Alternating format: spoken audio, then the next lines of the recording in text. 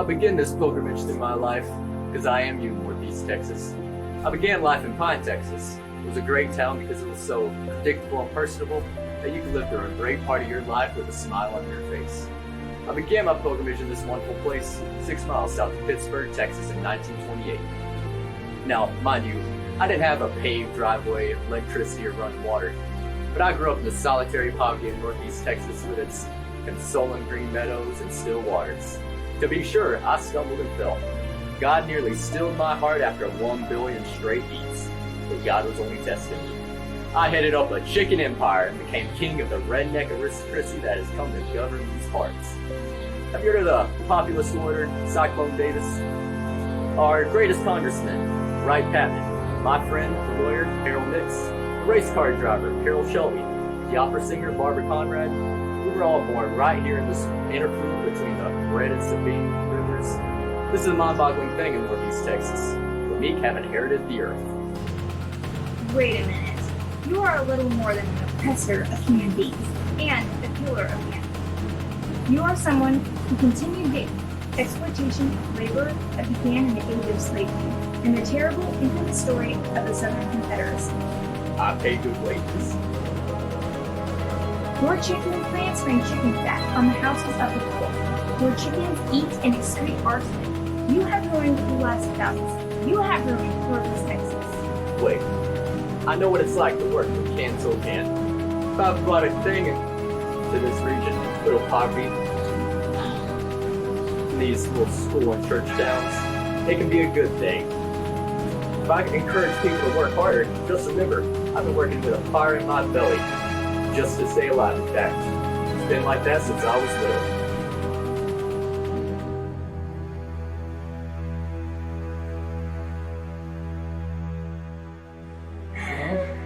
What's the matter? What happened? It's your father, Alonzo. He's dead. Oh, you promised to take me fishing one day. Forget about your fishing. What are we going to do about the store? I'm going to have to get you a new daddy. No, I don't want to do Daddy. I want my old one. Listen, Bo. You know there's 7 of us, and we've got $80 to our name. This 1929 recession has left pine to dry on the vine. You understand? Harold, your brother, he's gonna have to help us with the store, and son, you're gonna have to get a job. Okay? We're gonna make it. I'll have to find a man to help us. Bo, come here, honey. I got something to tell you. Listen, I found the man I want to marry. No, that man ain't even a Christian. How dare you question my motives, Bo? Evidently, you didn't love Daddy very much. How dare you? Evidently, you didn't think very highly of me. Those are lies, Bo. Evidently, I could earn Coca-Colas by selling them for Daddy, but not for Harold. You think we can live off the Coca-Colas? We need money, Bo. Evidently, you're a woman of easy virtue. Wow, wash your mouth out with soap. You didn't think very highly of your daddy when you were stealing tobacco and Coca-Colas from him after professing to love him. Oh Jesus, oh Christ, you have forgiven me for my sins, and I pledge to be yours forever. I make my decision, I am yours. I will change.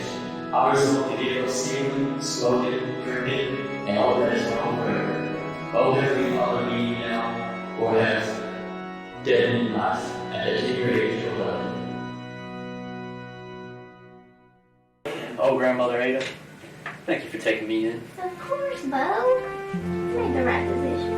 That stepfather of yours, he drinks and cusses. You don't need that arrangement. I just never thought we'd be so poor. Well, it's a sorry time, son. You can't just work to eat. We gotta work smart. But why is our soil so stubborn? Where'd all the quails go? Was it always this bad? No, not always. My mama used to tell me time before the Great War, when cotton was king here in East Texas. And any man could have a plantation with plenty of servants. After that Civil War, though, everything's just gone down the river. Everything everywhere gets so much worse. let's go work for those peas.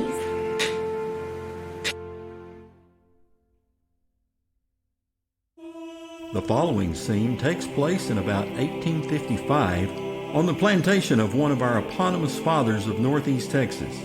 Was it that of Jack Titus, William Pitt, John Camp, or is it the one Samuel Morris owned? Notice the county and town names.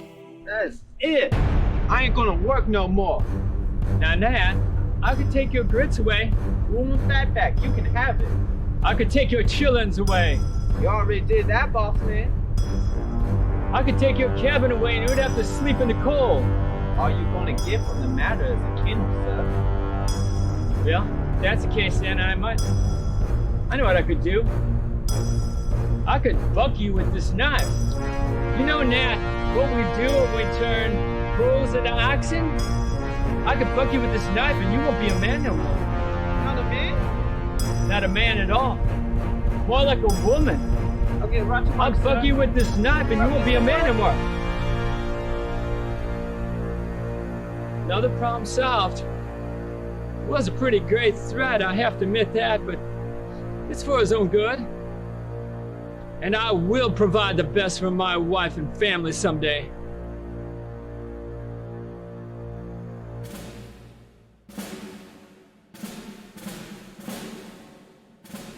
We have Mr. Ben Bickerstaff with us, a Neo-Confederate Raider of the year Anno Domini 1867. Ben, you changed from a high-strung gentleman to an outlaw. Why? It was a natural evolution due to the sordid events of the Civil War. Ben, you lost the war. The Yankees won. Get that through your head. And yet, you plundered Northeast Texas communities after the Civil War. Why? You must understand, ma'am. When us Confederate veterans returned from the war, there was nothing. The best horses weren't. The cows had ticks and the cotton withered with fruit rot. This was our lot. The land was suffocating and the people were unfaithful to the cause. Why was Northeast Texas called the Devil's Triangle after the Civil War? It was a Yankee name. The people that used it used to describe the fury of the ones who knew our way of life. Now it is gone. We had a society with a flower top to it that bore fruit. There were beautiful colonnade houses going up, white, snowy rows of cotton. Everything withered. White boys and girls no longer wore shoes.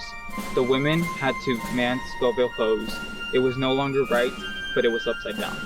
Hey! Wait! Where are you going? I can't say. It's too bad your patriotism has changed into a criminal!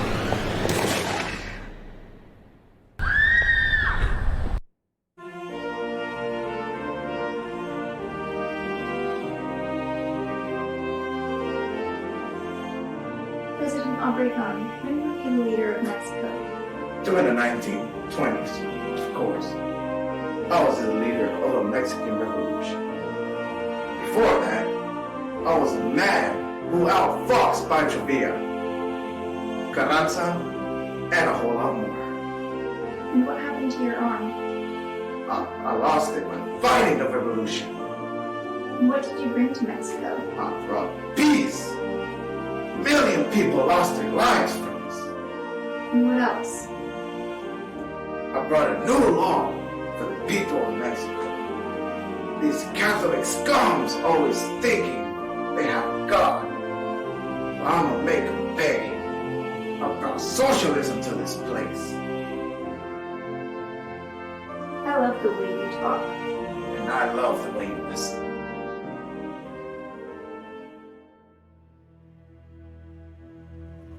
So, you are Jose Guzman of New Mexico, the one that was cleansed by President Obregón, and you were caught? You dirty scoundrel! Why did you sell yourself to capitalism? Everyone thinks of capitalism in Mexico. We're all unsuccessful capitalists. When I was 10, I was caught stealing used cigarettes from that street to resell. I was trying to keep alive. And why did you betray Obregón's revolution?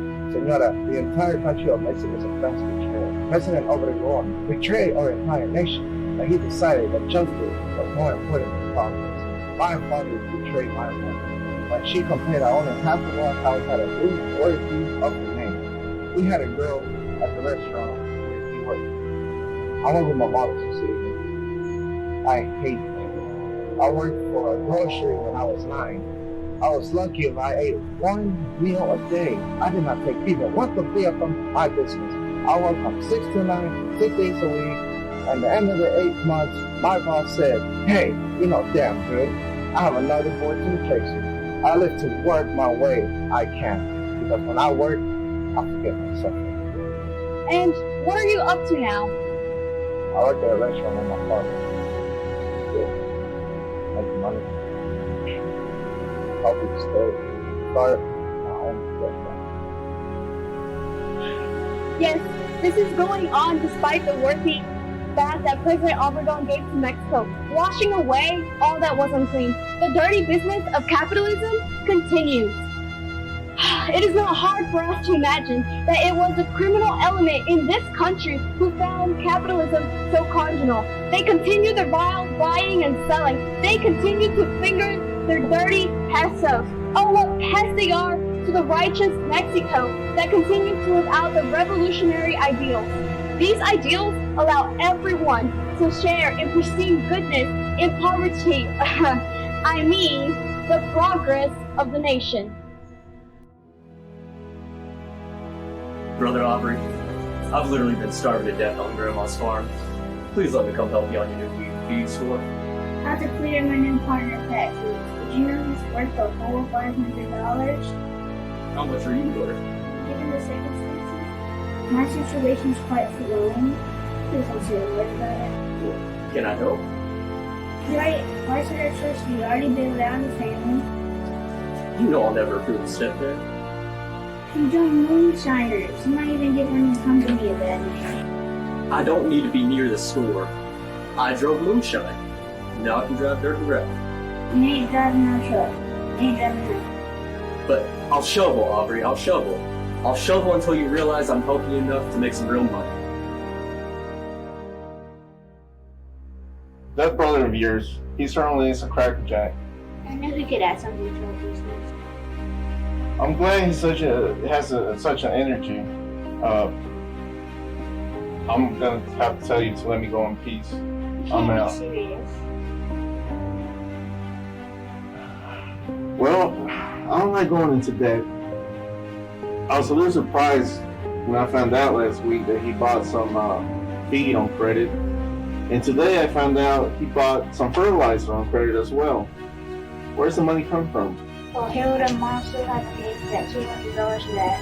That's it. I'm out. Promises that go on forever are as good as lies, and I just can't do this. I don't trust it. It might work for your brother over there where he does that, but not here in Pittsburgh. It's not gonna work.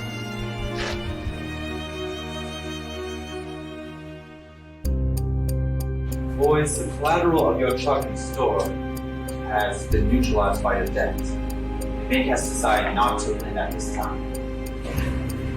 Well, Mr. Pitts, we need an alternate deal to go forward, and it involves your service at scientific definition that we can't cancel. So we're not talking about the bank anymore, are we? Right. We know a way you can really expand your personal business. We're wondering if you could lend us the money. Steve, you know, everyone in mind is pretty much the same this way. We're still there and good members of the church. Our family and mine also some people that they can't just pay up. Everything needs to offer. You are looking for my brother, Jesus Day, by the church. And so, you can set up a shop there and buy Monday morning, David can get a whole group of customers. Well, I'm not sure people will come to the office on time. Oh, they will. Country people have been doing well since the war. They want professional help. We will advise you in our store in Pine. We'll put your cards right on the counter of our store here in Pittsburgh. Brother, I am with you now regarding your share. Give a farmer a share with the feed. They'll not only need more feed, but they'll start bringing the border back to us. Well, I'm glad you feel that way, Aubrey, because I have some more ideas. Oh, no, I'm too tired. No more ideas. I just got back from home and grabbed like 3 a.m. And at 7 a.m., I'm back at the store. Just Give me some money for lumber and nails, Aubrey. What do y'all have in mind? Just lumber and nails. Never was me. A loading ramp, an unloading pit, an elevator to carry feed to a bagging machine. And let's face it, we're gonna need an electric sewing machine for the feed stacks. Oh no!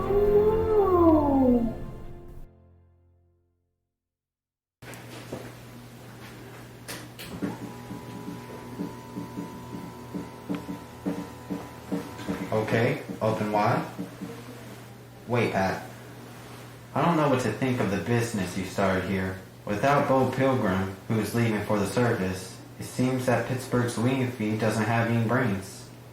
I mean, Aubrey works hard as hell, I know, but... Yeah, well, Bo's brought his Diaz near a break. He might have bankrupted the place. Do you think he's getting help from somebody in town? I think they are. Yeah, I think so. Well, I do hope he survives. Well, what I've heard, he's not even going to Korea. He's actually been chosen to teach at California, this new kind of military leadership school. I heard he's got a very high IQ. You know, I'm not that gung-ho about America going to war all over the place. And I don't know what's so great about Korea. Yep. There are 3 things a father should teach his father should do for his children. Love them, forgive them when they fail, and tell them that communism is no damn good. Well, I'll tell you what, I'd rather be dead than red.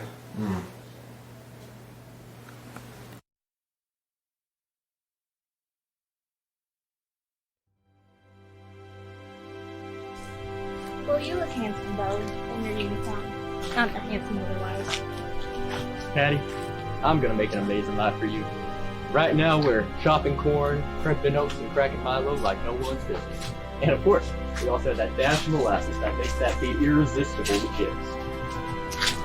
We're gonna be the biggest thing in Pittsburgh since Reverend Cannon blew the Ezekiel airship. You know, when I got back in '53, Aubrey almost blew a gasket when I got us 3 new crane tanks. But they are now fully paid for. I'm telling you, we're gonna expand to other towns. Well, my parents think I'm too young to marry. Least of all you. Well, I think your father actually likes me. Didn't you say he tended to polish his gun when the other boys came around? Hasn't done that around me. That's probably because he thinks we're the kind of geeks who like to take advantage of a girl, but doesn't. Patty, I know we're a few years apart, but as Pittsburgh, Texas Baptists who attended Pittsburgh High School and who know we have the best town and church on earth, we are already as one as, well, isn't Pittsburgh the only town on earth where you can meet a stranger from another end of town? And while waiting on the Southern Pacific train to pass, talk about anything from bass fishing to the feast in Revelation 13. I'm telling you, Patty, there's a lot for us. A prosperous life. I can give it to you. Okay, well, maybe. But when we go to the movie Friday night, can you wear your uniform?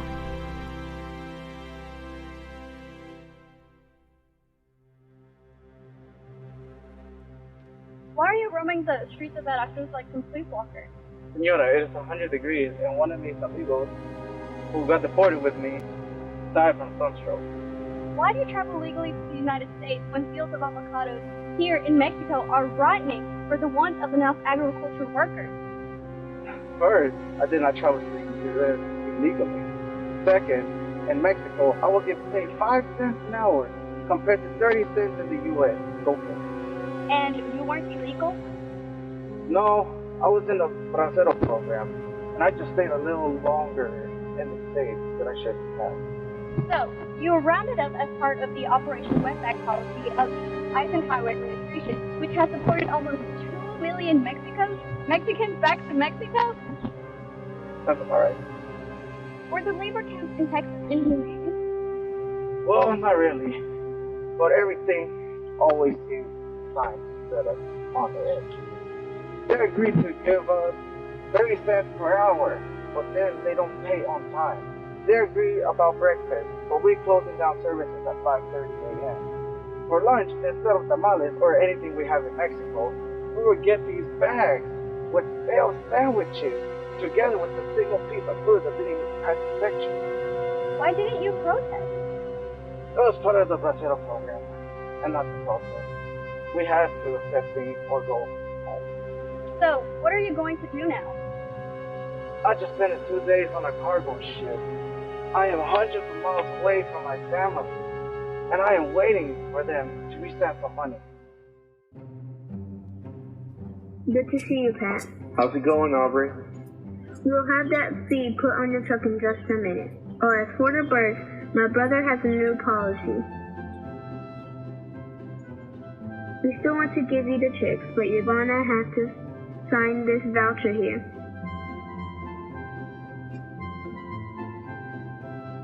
Saying that we continue to hold the title of the birds. Steal your birds? What if something happens to them? We have built into the agreement a realization that certain losses will occur, but this is also a reason for you to get more birds. The chicks are still for free. Plus, we can provide veterinary care and discounts on equipment that will optimize your investment. All right.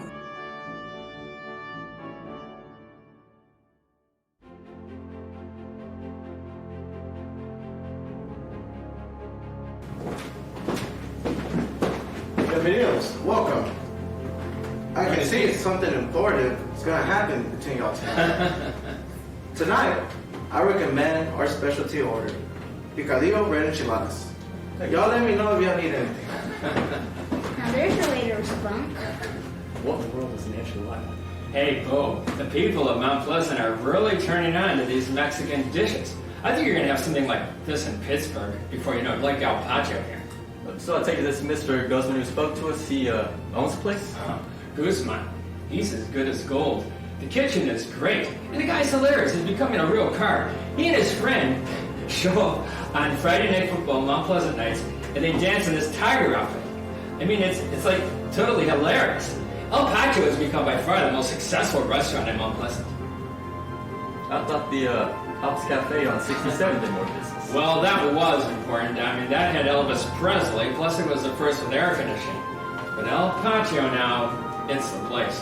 How many Mexicans live in Mount Pleasant now? That's a really good question, because sustaining this big restaurant, there's only about 25 Mexicans in the whole city. I think the first ones came around the 1920s. There was a Garcia family. They were into lignite mining, and the Delgados got into that too, and they both did very well. I think Guzman's definitely following in their footsteps. And you know, this thing is catching on. You know, the way it rhymes, Tex-Mex. Everyone likes the cowboy vaquero thing. And spicy beef entrees. Yeah, it's becoming a really big deal. Mount Pleasant's hooked. Well, getting down to business, this is the score, Jim. Our investors say they've done enough, and they don't want any more expansion. But the son of our feed is tied up with chickens, and we're getting them back by the ton. And we all know chickens need to be processed around where their hearts fit. And we could benefit by having our own processing factory. Oh, you mean vertical integration? What was that? That's when a business owns related developments in production and marketing. Let me cut that down. Sam, this is exactly what we want. We want you to run the processing plant as you own the place. Personally, me and Bo will run the place. I can do that. I'm so hungry I can eat 6 of those spicy beef tacos. Waiter?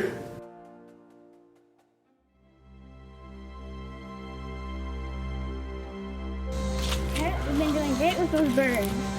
That's a lot of work. What if I told you if he makes us a barn, he can start learning thousands of birds each time? You must really get into mouse market. It's our new focus. Have I told you our new name? What? The Pilgrim Poultry Company.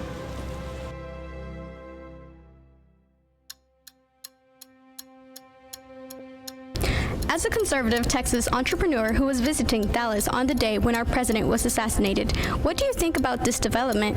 Is not Dallas a city entitled to great blame for having police officers who faced the wrong way while Kennedy's motor crane was passing, and then not being ready to operate on our president when he reached Parkland Hospital?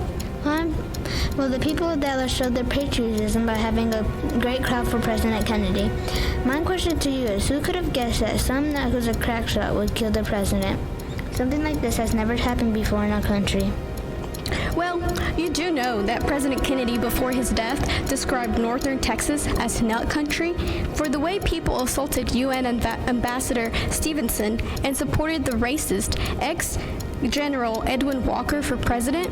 But I'm aware of that, you see. Walker was a great general who stood up to the Russians while posting Europe, whereas Kennedy...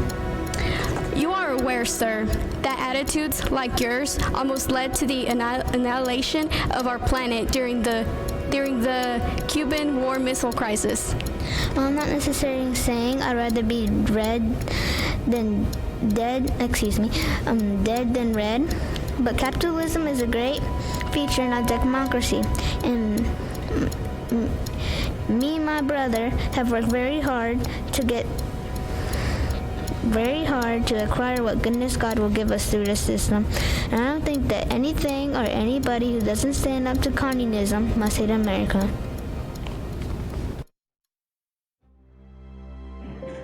Financial state we're in now, we'll need to change tactics. Take a look at this chart right here. I should never ate all those tacos last night. You haven't been looking all that good today. Maybe you should. Aubrey? What happened? Margaret! Call an ambulance!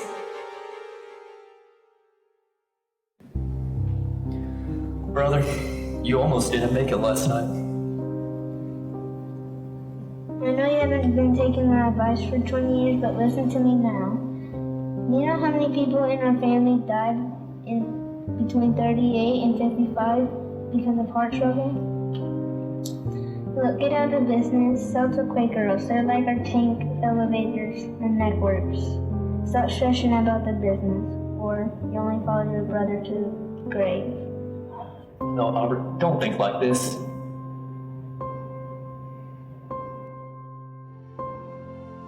Aubrey Pilgrim died of a second heart attack in 1966. Webb Pilgrim himself had open heart surgery in 1975. It's quite possible that the pioneering new techniques of heart surgery coming out of Texas-owned medical center in Houston worked to preserve Webb Pilgrim's life. Webb Pilgrim, unlike his brother, recovered. Despite these health issues, Pilgrim Poultry continues to prosper. Previous to the leadership gaps of the early 1950s and late 1960s and 1970s, the firm had initiated efficient new systems, first with an automated warehouse and second with a system of vertical integration. Oh God, you took Aubrey from us, and now will you take me? We'll have all the Pilgrim men die so young. Why does my future in this world seem so appalling? Why does living and dying seem to be the exact same thing for me?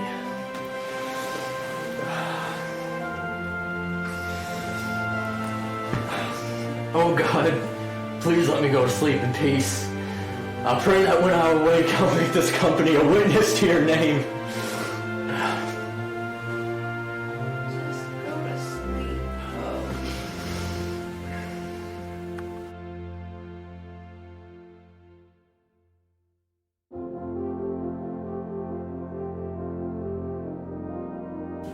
Welcome to the first Houston Harvard seminar here in 1969. We thank you so much for our patrons. This is a course on mergers and acquisitions. We have found, of course, a lot of division in our country with Vietnam War and the Yippie protest, but both the right and the left are bewitched by the nature of big combinations, the legal combination of entities. We found earlier in this century there's a lot of disagreement between liberals and between conservatives. This is something we can have a consensus on, that it's okay to disagree. A famous Harvard alumnus at the early part of the century disagreed with many other liberals of the time, Theodore Roosevelt. Theodore Roosevelt believed in the value of giant combinations, which he called good trusts.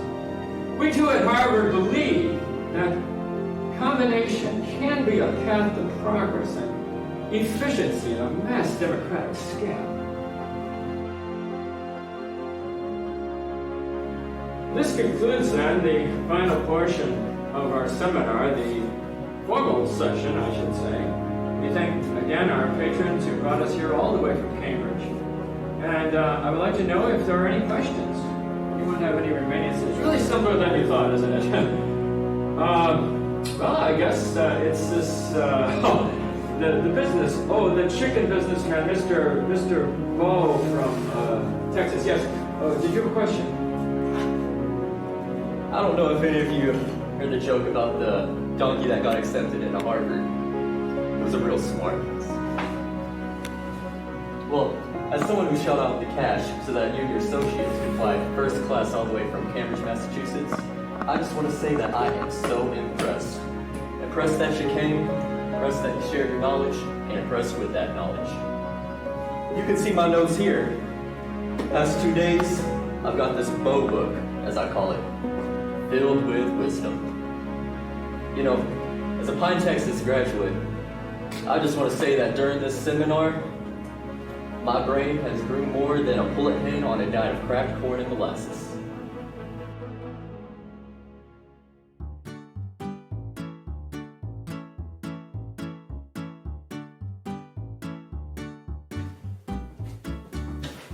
Pilgrim.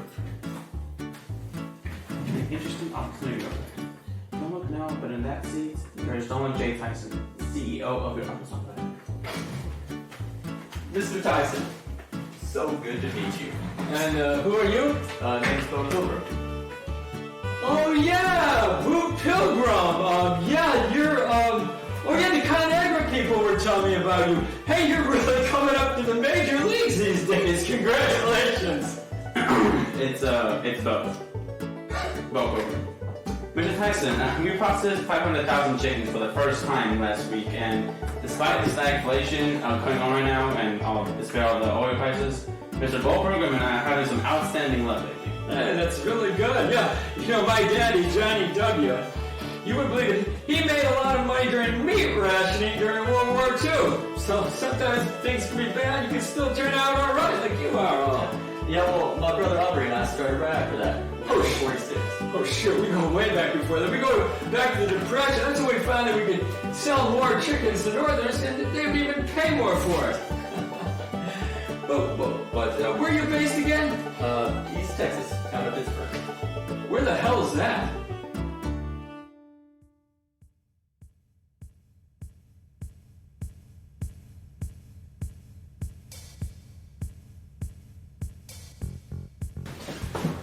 Oh, it's Boo Pilgrim! Of all people! Right by a hotel by the St. Louis Arches. I hear you've been arching your way up to heaven in profits these days, Daisy. You know, you must be really keeping abreast of the chicken business. First, it's Bo, not Boo. Second, we're over 1 million birds a week. And God be praised, I've recovered from another heart scare.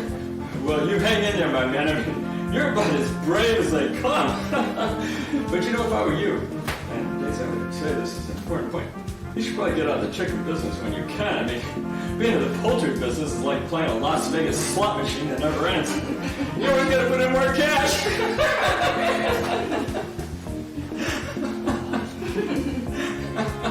Oh, I'm doing just fine. And this must be your wife, Chloe Jean. Not exactly. I'm Daisy. I'm one of Dawn's best friends. Slugger. Having daisies around is one of the benefits you get when you sell something that everyone needs and wants. You should know the feeling. Mr. Pilgrim, Dawn has told me so much about you. He says you're like the farmer from Grant Wood's American Gothic. You know, the one that has glasses and holds a pitchfork. You're a real American original, I hear. Well, I try to make a point that traditional values still hold a place. Oh, you should see what Don does. He really wings it. He never wears a shirt and tie. He always wears a Tyson Company shirt. And he takes everyone fishing and refuses to move the corporate office away from that little town in Springdale, Arkansas.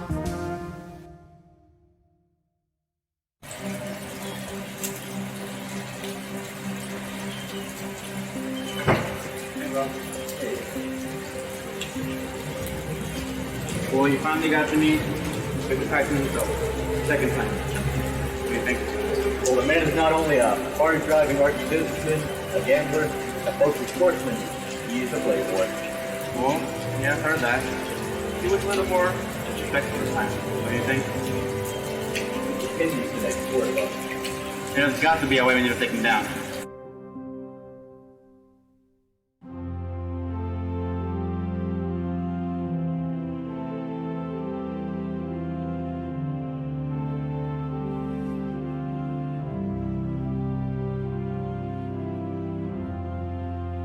Oh God, I know that pride is not always the best thing.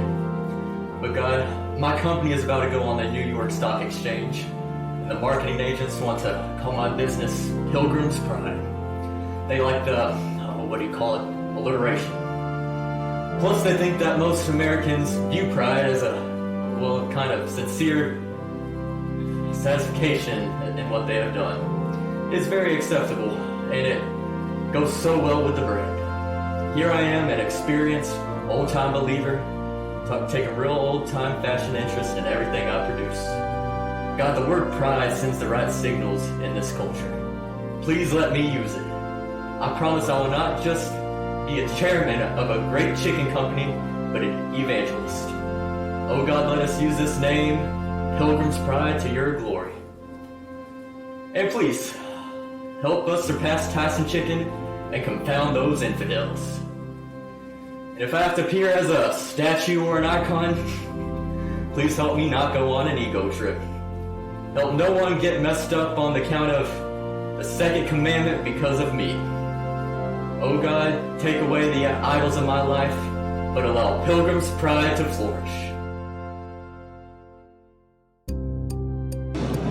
Mr. Pilgrim, our investors are almost united in warning us about Mexico. The peso is totally unreliable. The business environment, anemic. But guys, we live in Texas. This is our neighbor and this is our time.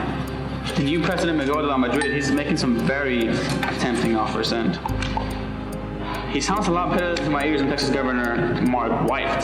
Thank God White is out. He almost killed Texas football with his no pass, no play nonsense. What we're missing from this equation, gentlemen, is the new Federal Immigration and Control Act. Yeah, I recognize that the virtue of Mexico is we can hunt for labor down there. But now that the first time in history, the U.S. government is going to impose the penalties for illegal immigrations on the companies that hire them, rather than the immigrants themselves. Mexico put holes in our pockets. Well, we've been under penalties before, so. For the record, I'm saying no to Mexico. Cliff and Clint, I think your points are very well taken. But you know the problem with trying to redeem rural America? Towns like Pittsburgh, Mount Pleasant, Mayfield just don't have the labor. We have got to recognize that the state of war exists between us and Tyson's. They have a state government and they can manipulate. But we have got Mexico.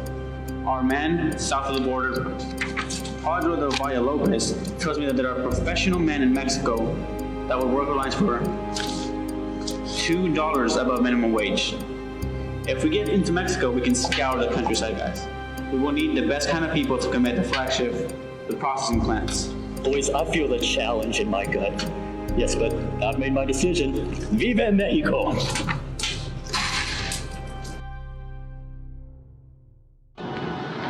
Stockholders are furious. We should have never allowed the old man to enter into Mexico. We're losing $1 million a week. Well, Clint, it looks like we're gonna have to break to the boss. Unless we can find somebody to buy us out. We're facing Chapter 11. Well, are we gonna have some swim time in the pool this afternoon? I guess. Where's all your energy? I'm losing it. So, selling out to Don Tyson won't be so bad. We'll get to be on all the boards around here, stay in our home, and do a lot of good. Gosh, Patty, I'm just a Texas football coach at heart. I can't bear to lose.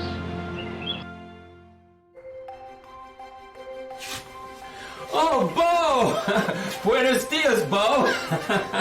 Yes, it's me. Look, Don, I know you want to make Tyson's as synonymous with chicken as Kleenex is with tissue. Well, here's your chance. Merger with Pilgrim, that sounds good, but you know, what you really need to be is up here in the land of opportunity, Arkansas. No, Bo, we completed due diligence on your corporation, and you know, we like the no-fat yellow chickens thing. We like the boneless chicken thing, but really though, we think you're pretty weak on product creation. The middle management team is, from our point of view, inferior. And your invasion of Mexico was disastrous. That your markets go west and ours go north, that makes a huge difference too. So, we've decided to merge with Holly Farms instead. I hope that doesn't hit you too hard. I know that hard is a bad factor in your life, but if you get depressed, you need to come up to Arkansas Lakes and do some fishing. Oh no, wait, even better. Daisy and I are going on a billfish expedition to the Caribbean in 2 weeks. I could get Daisy to invite some friends. Well, Mr. Program, the plastic chicken gun's gone up, and the Mexican operation has gone to black, and thank God we're not working with Tyson's. God be praised. And I thank you, OB, for your firm handling of the Mexican operation. And my full confidence as our CEO is your tough as nails and you work around the clock. I appreciate that. Now get back to Tyson. What's the plan? Mr. Program, I believe our leverage of Mexico gives us the means now to gather our strength. We'll slowly crush Tyson. But the downside, the Roachman conversation bill may present some problems. The namby-pamby cretins in Austin seem to be ready to bend. Activists, moderate Republicans, and Democrats with some help from national labor unions are pushing through a bill that is going to double the bureaucracy concerned with food compensation. They also want to double the maximum payments per day to injured workers. We don't watch like a hog and use under our advantage. Yes, I'm hearing you, OB. That back in my mind as well. Imagine our workers push it to applying at 10,000 reps a day, getting to count of physiological trauma or muscle paralysis. Our payment into this process is going to cripple the face of our Arkansas competitors. What do you propose I do? I don't know. Except perhaps go to Austin with your white suit, stuffed chicken, and Rieta under your arm, and your buttonhole with some more looted representatives of our district. Maybe provide them with some encouragement.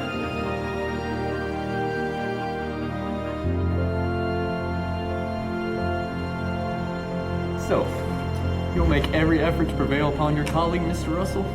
Well, I am so thankful for your support. In fact, I'm going to give you a $10,000 campaign contribution this instant. Be sure to tell your friends that I'm here in Austin to give out other campaign contributions as well.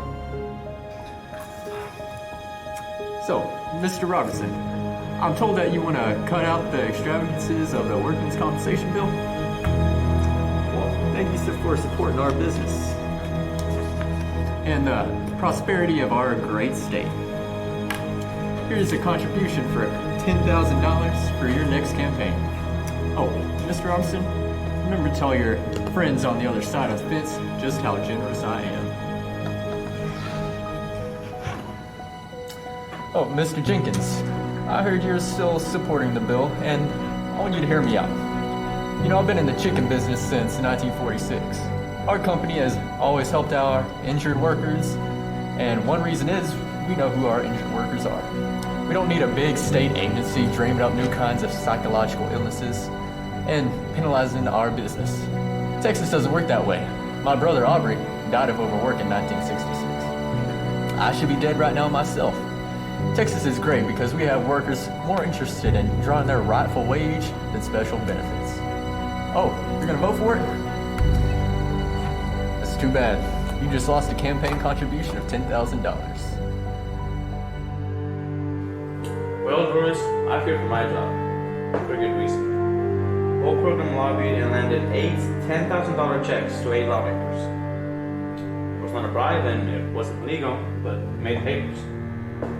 The Dallas Club has now offered him the Bonehead of the Year award. Some are even calling it Chicken Gates.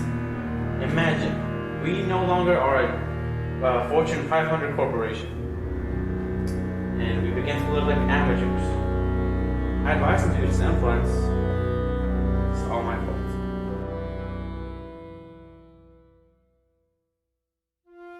So, Pilgrim, I'm so sorry for the bad advice I gave you about my last one. Maybe I should sit down. No, please no. Obi, don't worry about it. I'm decided to go to Dallas in person to accept the Bonehead Award and eat a little humble pie. After all, we got in the end what we wanted, and by acknowledging my mistake, we might have caused quite the uproar.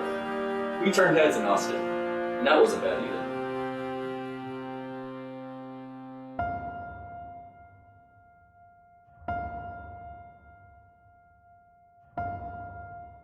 I owe a great deal to the town of Pittsburgh. You helped me get off the ground. You kept me from starving. Patty and I want to express our thanks for this town, in this great state, in this great country. I tell you that spending $1.5 million to this prayer town was the most satisfying thing in the world. As you go in, notice the inside of the air conditioning. We hope that all residents of Pittsburgh will recognize this as a great place one can come to pray and meditate. This is something that Patty and I wanted. Note too the Belgian clock and the French chimes.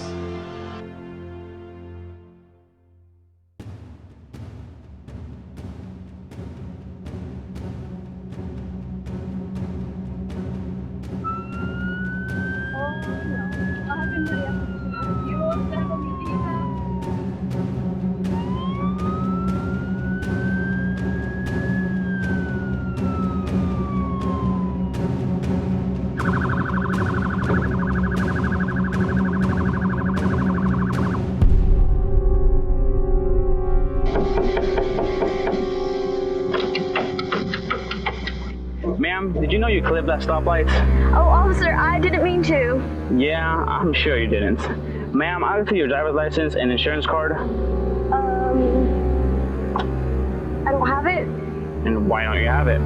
Please, officer, let me go. I promise I will drive very carefully. Ma'am, I'm gonna have to take you down to the station for driving without a driver's license. But I can't get one because neither my parents nor I have social security numbers. That's not my problem.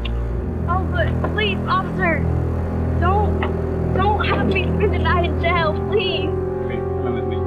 You have the right to remain silent. You have the right to an attorney.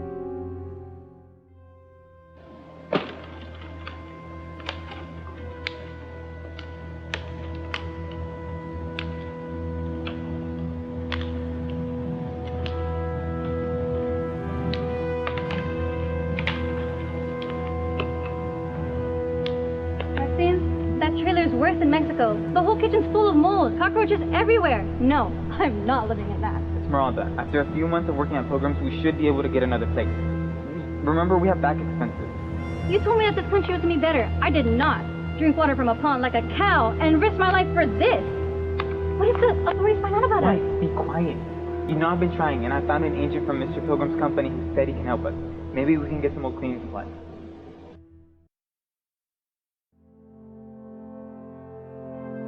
At the time of Pilgrim's Pride's 50th anniversary, Texas Governor George W. Bush remarked, "When I think of Texas, I think of dreamers and doers who believe that what Texans can dream, they can do. Bo Pilgrim is just such a Texan."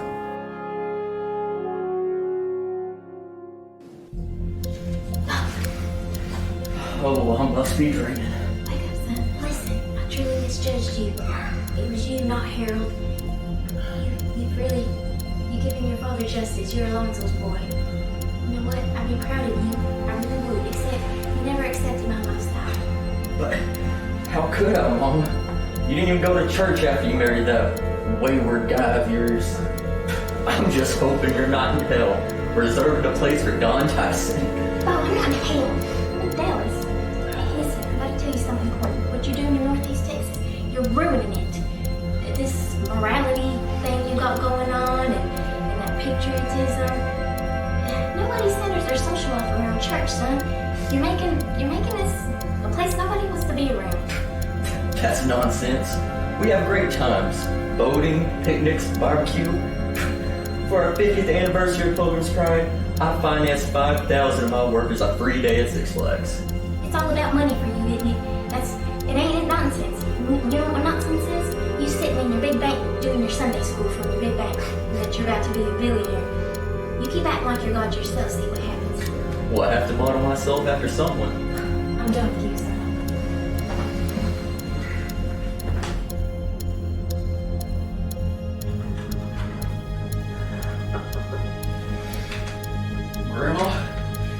dream too? Of course, Bo. Hey, don't pay your mother no mind. You're a genius, son. I told you about that time one of these businesses was big and confidence came, and look at you now. You listen to your meemaw. I see cotton, lots of it, and look at moves. Grandma, that's not cotton. Those are chickens. Chickens, right? You know what? They need to name a city or a town after you, just like that. What's that guy's name? Pitt and Titus. They got their own town, and you should too. You're at the top of the pyramid, and you're bringing in those folks from a different country, just like they did. Meemaw, wait a minute. I pay above minimum wage. Those are not slaves you're seeing. I go above and beyond. I help them get settled. I give to their schools. I give to their churches. I give so that they may have parks. Well, your ancestors did that too. Oh, come on, Meemaw. There's a difference. The difference is that my grandson, he's the man that won, and you continue to redeem rural America. You preach Jesus. You outperform that Tyson's chicken. He ain't no good. And you know what? You make this town like old Jerusalem, the best place on earth. Is that the cornbread burning? I gotta go, son. Grandma? What is your day working at Pilgrim's processing plant in Mount Pleasant, Texas like? So I'm a stacker, which means I stack the boxes that contain the chickens. They usually weigh about 40 pounds, and I put them on top of a pallet. I work the night shifts because they're usually ones that are in higher demand and they pay $1 or more. Well, doesn't working evenings take away from your family time? After a certain amount of time, they'll usually ask a night worker to switch to daytime. But I don't, because the night shifts are usually more relaxed and my family needs that extra $1. I have a fixed entry time, but not an exit time. So my fixed entry time is 4:30, and sometimes I get out at 9, and the latest I've gone now is 3 a.m. In what way is the chicken company exploiting you? Pardon me now? Never mind. Thank you. Do you find it difficult to work at this place? Well, I had to wait for 2 months before they called me to the day shift. Well, what do you do? I grab nuggets or sliced bread and place them into boxes. Do they keep you guessing about what your hours will be each day? No, I do have a fixed schedule, which is from 6:30 a.m. to 3:30 p.m. Shifts have to be clocked in 3 minutes prior to their entry time. Do you earn as much money as the men? No, my husband makes $1 more an hour. Well, what on earth do they do to deserve this? Well, they have to work in a darker room, which is a little more dangerous because there's a lot of water and an electric current running through the trough. There's another part of the line they work, which they get a lot of grease and blood all over them. Okay, what don't you like about working at this place? For one thing, it's sometimes hard because it's always cold. We have to wear insulated overalls, and well, we get a certain amount of points or tardies if we're laid off. Or we're laid off. For example, if I clock into 6:33 a.m., then I will receive half a point. If I clock in late for my break, then I get another half a point until I have 5, and then that's gonna be a really bad thing. So sooner or later, everyone is removed? No, every 2 weeks the points are removed. Okay, thank you.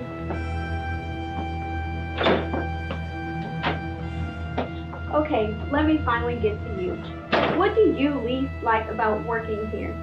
Well, working graveyard shifts. What's the worst thing about that? Just being so tired. Are you both highly fatigued and placed near dangerous machinery? Well, the hardest thing would probably be that we have to inspect a whole eviscerated chicken and make sure that it has no tumors or suspicious marks. So, you had to inspect one chicken after another and keep the line rolling by getting in 20 inspected birds per minute? Yes. And what happens when you fail?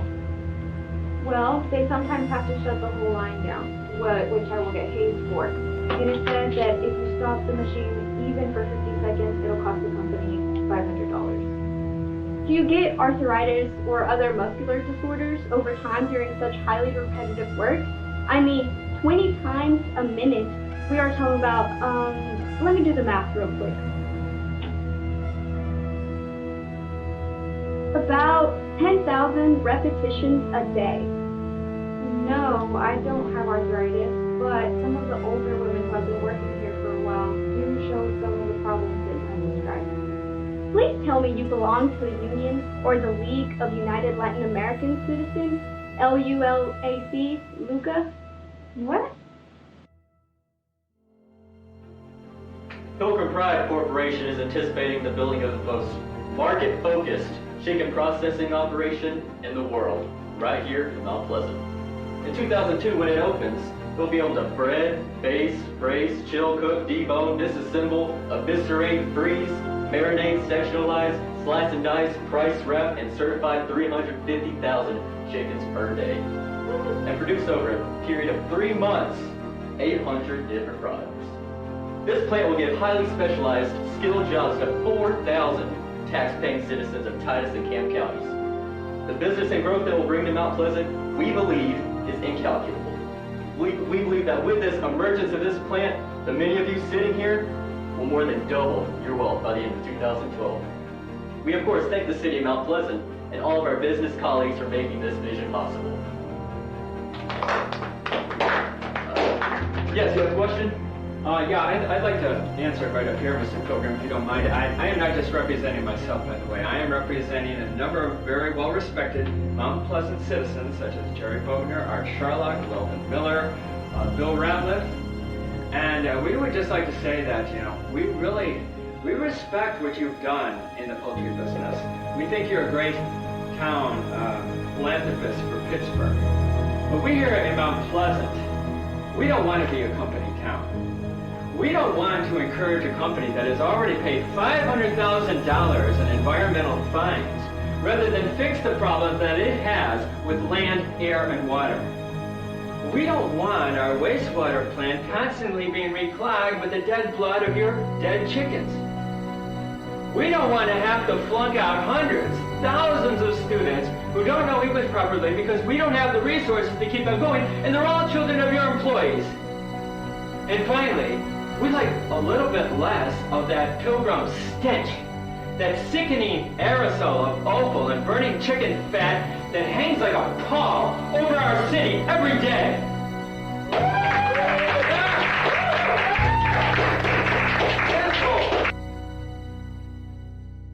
The story of Bo Pilgrim's struggle with the leaders of Mount Pleasant constitutes a story in itself.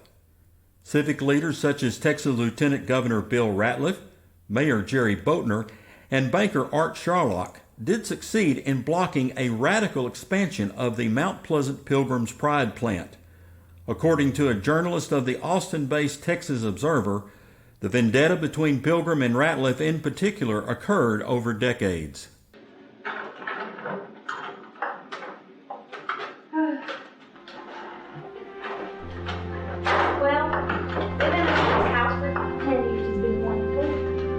As wonderful as our $12 million Hawk Rex speed jet, I know you'd like the ride.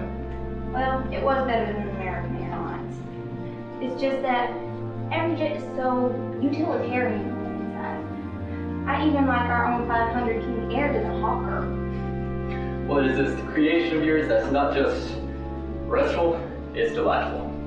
From the artwork you brought in to the walkways and gardens, it really keeps me going. I feel just as healthy today at 75 as I did at 40. You had an open heart surgery in 1975, though. Yes, I did. But now I eat a diet of fresh vegetables and high omega-3 chicken and eggs. Plus, I conduct business in it while hiking one of my 5 nature trails around the estate with my high-speed cell phone with unlimited data plan. I just wish people around here would quit calling our place Puckopolis. I mean, we try to raise taste. We try to show that people in rural areas are redefined, and we even built a chateau in style of Louis XIV. I mean, really? Well, dear, I do think we made a mistake calling it the Chateau de Pilgrim. Practically no one around here knows French. We kind of set ourselves up.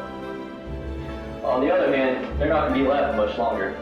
Patty, we're about to close the deal con Guerra. We're going to become the second biggest chicken producer in the country. That's going to go through? Yes, it is. Bruce Rowe come here as a good old country boy with a lot of integrity. I trust him as much as Goldstein. We're gonna be nipping on the Playboy's heels. Playboy. Don Tyson, the pagan king of Arky Chicken Dummy. We're gonna redeem rural America.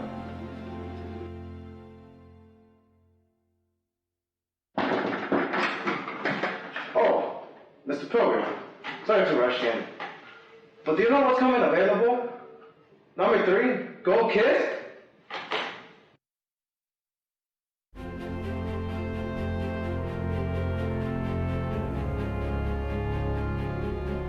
Gentlemen, we can't give Gold Kiss $100 million just in goodwill for the company. This has to stop.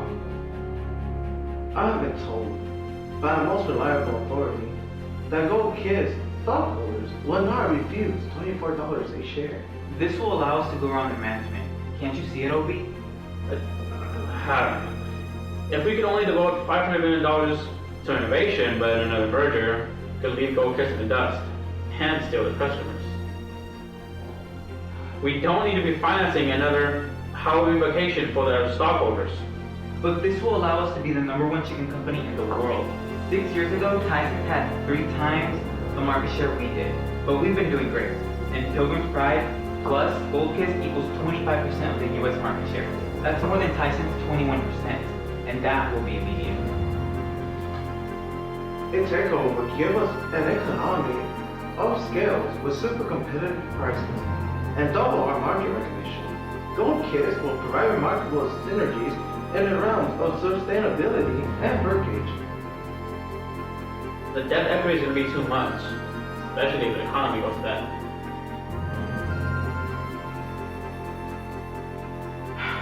You know, I would prefer to focus on opportunities.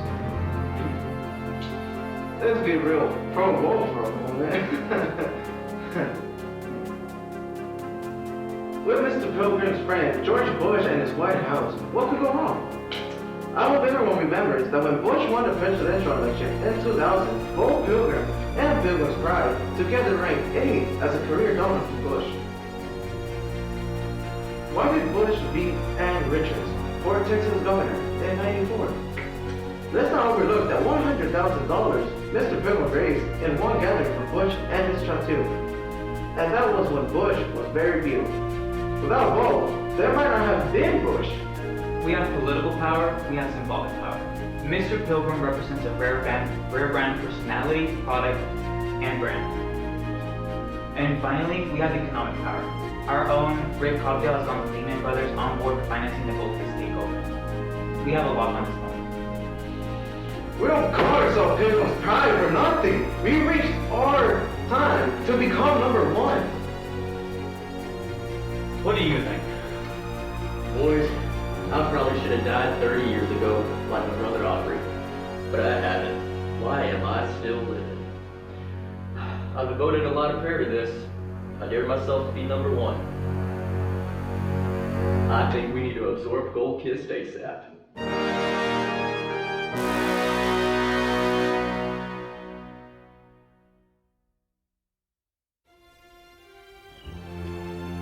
And so, don't turn your back on the American dream. If I could rise from a family of 7 that only had $80 to their name in 1940, live in little old Pine, Texas, I know that each of you can reach for the very stars in heaven. Finally today, my associate and your teachers are passing to each of you both a copy of my autobiography, One Pilgrim's Progress, and the Book of Mark from the Bible. Please don't throw these away. My book has your complete guide to becoming a CEO of a major corporation.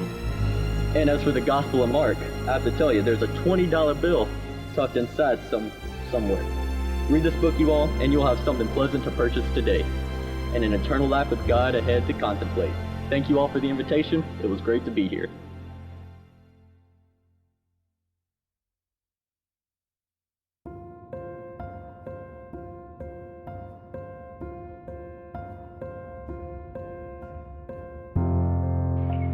Oh God, why did you make me what I wanted to be? A CEO, con artist expounding profoundly. Why does the damn Bush administration have to subsidize ethanol? You don't encourage people to burn what you should eat or drink. The price of chicken feed is getting astronomical. And all Cliff and Clint want me to do is buy more grain futures with the ridiculous effect have.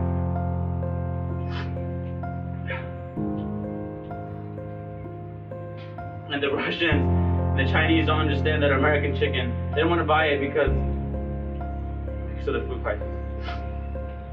2 million packages of black quarters with nowhere to go. The whole economy is beginning to sink, including Lehman Brothers. Credit market's frozen. And we are over leveraged. No way out, no way.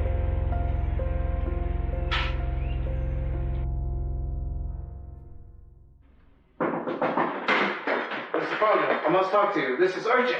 Look, I'm trying to think of solutions right now.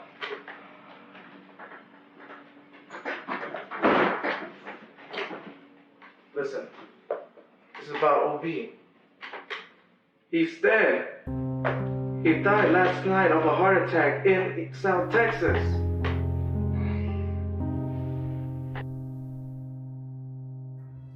Dear shareholders and members of the Pilgrim Pride family, I have momentous news for you today, but first let us devote a prayer of thanksgiving for O.B. Goolsby. Speaking frankly, he's a big man with big dreams. One hard-driving CEO. That sometimes frightened people. But O.B. was truly one of our own. A God-fearing East Texas alpha male with 25 years in the chicken business. First, I'd like to announce that we have confirmed the choice of our search committee, headed by Cliff Butler and my son, Ken Pilgrim. Our new CEO will be another seasoned veteran, one who has been with us for over 20 years, Mr. J. Clinton Rivers. Clinton Rivers is a real visionary. He was the quarterback who threw the winning touchdown pass in the Gold Kiss takeover. Merger. This has made us the #1 chicken company of the world. We have surpassed Tyson's, we have surpassed Purdue Farms, we have surpassed everyone. Here in 2008, we have recently learned that Lehman Brothers of New York City has ranked Pilgrim's Pride the #1 agribusiness in the United States to invest in. We have made the family farm prosperous once again. Today, our average chicken house produces 85 times more chickens per year than in 1946. The future thus cannot be more golden. Our first mission is to do nothing less than feed the world with nutritious proteins, and our second mission, to redeem rural America. We will not forget this mission. Thanks to Jesus, thanks to God.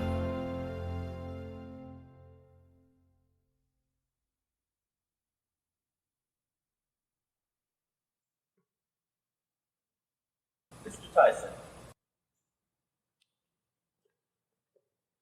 Congratulations. Well, Mr. Pilgrim, I never thought I'd see the day where you would actually be #1. Have to hand it to you. But believe you me, being #1 means that animal rights activists, environmentalists, Wall Street, big labor, they'll all hate you. Well, Mr. Tyson, that may be true. But the important thing is that I can uphold what's important for me. And though Jesus Christ has tempted me with fire, he's blessed me beyond measure. I guess I always preferred to fish on Sunday morning rather than go to church. Maybe this moment was meant to happen. You accept Jesus Christ in your life, you will be saved. Somehow, you church-going Christians remind me of that film with Belushi and Aykroyd. Was it? Oh yeah, the Blues Brothers. I mean, you think you're on a mission from God. How do you know you're on from a mission from God? Well, I've been in a personal relationship with Jesus Christ since my daddy died when I was 11. Yeah, but wait a minute. Didn't one of the holy sages say somewhere that pride comes before the fall? Here you named your corporation Pilgrim's Pride. You know, I do think that you bit off a little bit too much than you could chew when you took on Gold Kiss. Well, Mr. Tyson, that may be true, but I won't believe it. Reports indicate that there are thousands of Pilgrim's workers who suffer from things like arthritis, fibromyalgia, carpal tunnel syndrome, bursitis, tendinitis, and other repetitive motion disorders. What have you done over the years to deal with this problem? We know our workers often suffer pain. We've had 2 Pilgrim's Pride CEOs suffer fatal heart attacks. I myself almost died of one in 1975 and again in 1982. Most of our plants have trained nurses on call. We also have a chaplaincy program of 500 ministers to attend to any spiritual problems. But what have you done to address these specific illnesses that I mentioned? Well, to work at anything, I think, is to risk oneself. And though the risk may be high, I have never ceased working in my 80 years of life and have no plans to retire. What about your plants? Isn't the meat processing industry still the most dangerous industry? Well, our Lufkin plant once had 3.5 million safe work hours straight. Did you know a long time ago there was a Triangle Shirtwaist fire that killed 150 workers in New York City? The doors were locked, flames engulfed the workers, and some even jumped to their deaths. In January of 1992, there was a fire in our Mount Pleasant Pilgrim plant. 1,100 were evacuated and only 4 were burned. All recovered. So, there was no Triangle Shirtwaist factory disaster here. It was the opposite. In 2007, Homeland Security got 76 calls that Pilgrim's workers were using fake IDs. And in one case, there was the same worker rehired and under a completely different name and neutral security number. And you have been exploiting your Mexican-American workforce. Kind of like the slaveholders of the old. You hire illegal immigrants so that you might have ultimate power. You threaten with hints of exposure and deportation. Thus, you govern your processing plants with a fear and acquiescence. Both the great majority of our workers and corporations have a great incentive to be good law-abiding citizens. We are often as surprised as they are when the feds show up. One day we have to worry about the environmental agency doing an investigation, and then the other day we have to worry about the U.S. Department of Agricultural mandates. As for the Immigration and Naturalization Service, or ICE, or whatever you call it these days, did you know that they have found Mexican aliens working for ICE and the Border Patrol? Since when does Pilgrim Pride have the responsibility to keep up with the national government's problems with security card fraud?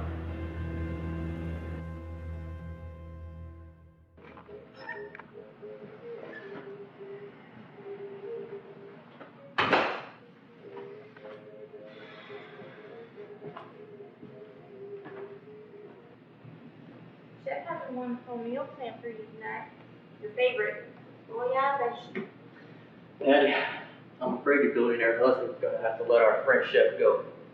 So for the fact that 35% ownership in Pilgrim stock is about a plummet in value. Don't tell me. Clint Rivers is gonna reserve the can. Can't you overrule him? You know, you would think that President Bush might remember the time he jump-started his campaign against dam breakers in 94. And in fact, his whole political career. And entertained him right here at the Chateau. But his handlers won't even let me talk to him. Bush has sold out to the Midwest farm block and all of their ethanol shysters. So what does that mean for us? Daddy, we still own a good 30% of Pilgrim stock. We have, of course, diversified, but we could lose at least half our liquidity within a year. Why don't you just call your friend Tyson? I mean, maybe he can swing a deal. Don's died of cancer. His son John has taken over. Doesn't want to talk to us. He knows if he did, he'd be making the same mistake we did with gold kids. I know we should have never trusted that Virginia at the top. I mean, don't tell me Clint Rivers wants to declare bankruptcy. Perhaps God wanted me to see that pride really does come before the fall. On December 1st, 2008, the Pilgrim's Pride Corporation declared bankruptcy and filed for protection from creditors. For Pilgrim employees in Northeast Texas, that day was like a tornado that tossed all their expectations and day-to-day concerns to the winds. The value of Pilgrim stock dropped precipitously.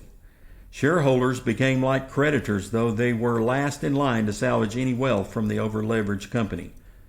The Bank of Montreal provided the cash to keep Pilgrims in operation, but was the first in line to collect any earnings.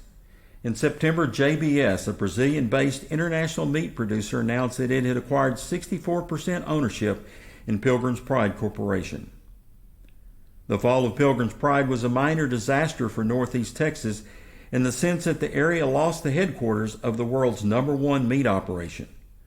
JBS moved Pilgrim's Pride corporate offices and operations to Greeley, Colorado. On the plus side, however, the great majority of farmers and distributors of Pilgrim's Pride did not lose their operations or any outstanding obligations owed to them. Pilgrim Bank, founded in 1994, continued to flourish with Bo Pilgrim as the majority stockholder. Today, there are 16 Pilgrim banks across the state of Texas. The Pilgrim brand also maintained its appeal to the extent that JBS has kept the Pilgrim's Pride name to the present day. In 2020, Tyson is once again the #1 chicken company in the world, but JBS Pilgrim's Pride is #2. Lonnie Bo Pilgrim died in 2017 at the age of 89. His wife Patty followed in 2018 at the age of 80. In 2020, their French chateau in Pittsburgh was in the process of being sold. Well, what is the meaning of this Bo Pilgrim story for us? Mr. Pilgrim was at the center of a lot of important developments. How about the transition in our area from more traditional farming to agribusiness? When the Pilgrim Corporation laid claim to the bird in 1958, we began to see a more scientific, integrated, and efficient approach to food production.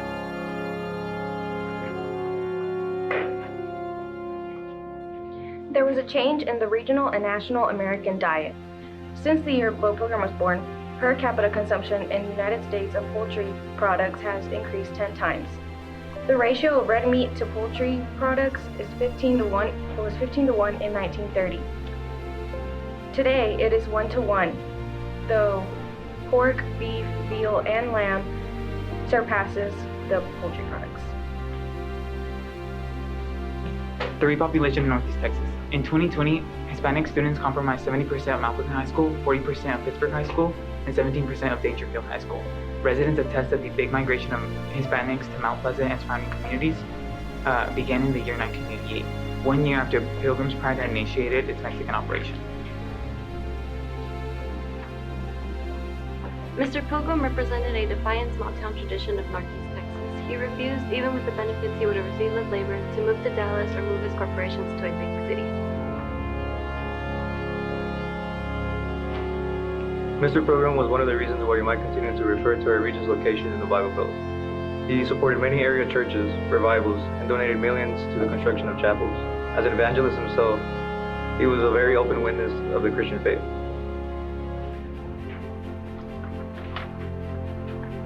Mr. Pilgrim was a partisan of the community college. He helped sponsor the community college bowl tournament for 2 years and covered the tuition costs for hundreds of students attending Northeast Community College.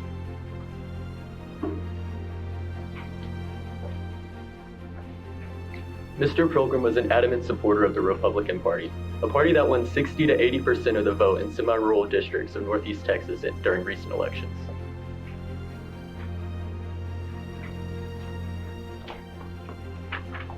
Even Mr. Pilgrim's Chicken Gate issue in 1989 had consequences. Pilgrim helped turn down a generous outlet for works compensation. Today, Texas is the only state in the union without workmen's compensation. Finally, Mr. Pilgrim attested to the flux in our regional identity. For about the last 100 years, a Western identity has eclipsed the Southern identity in our area. Northeast Texans enjoy Tex-Mex food, often dressed in cowboy regalia, and even now have cowboy churches. Though Pilgrim describes himself as a good Texan, the area's leading entrepreneur harkened back to even earlier identities. Rather than Texas and Western beef, he sold chicken. Rather than sporting a ranch or hacienda, he sported an 18th century chateau. Rather than dress like a cowboy, he dressed like a Puritan. Pilgrim suggested the reemergence of a Saxon earl in Middle England, pious, ostentatious, and proud, tickled to give handouts to his subjects and model a better life.